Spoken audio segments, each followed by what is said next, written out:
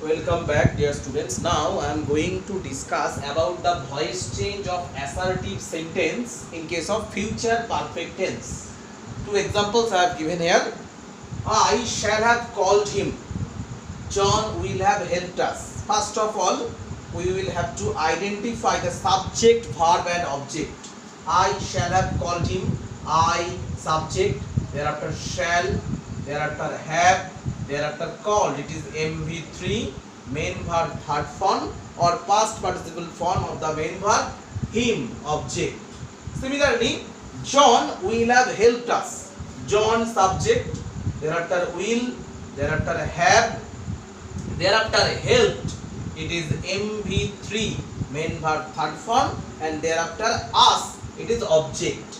Now we have to identify the tense of the given verb. Shall have or will have plus MV3. That means future perfect tense.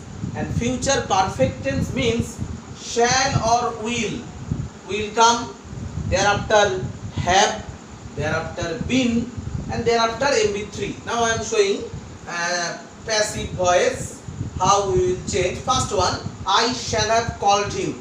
Him changed to he, subject, thereafter will, he will, thereafter have, thereafter been, because it is perfect, he will have been, thereafter called, it is MV3, main verb third form or past participle form, thereafter by it is preposition, and thereafter I change to me, object. I shall have called him, he will have been called by me. Similarly, second sentence, John will have helped us. Us changed to we, subject, we take shall, we shall have been, we shall have been helped by John, helped by John. Helped, it is MV3, main verb third form, by preposition, John, object. That means we have to place shall or will, thereafter have, thereafter been, thereafter MV3. In this way we can change assertive, affirmative in future perfect tense from active voice to passive voice. And also note another thing, in future perfect tense change will be of shall or will, but have is fixed. That means we cannot place has here. Change will be in shall or will, but have it will always remain have. Now if in future perfect tense, if the assertive sentence is in the negative structure, then what will happen?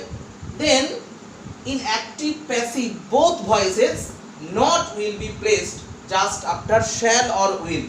That's why I shall have called him, I shall not have called him. In passive voice also, he will not have been called by me. Similarly, second sentence, John will have helped us, John will not have helped us. We shall not have been helped by John.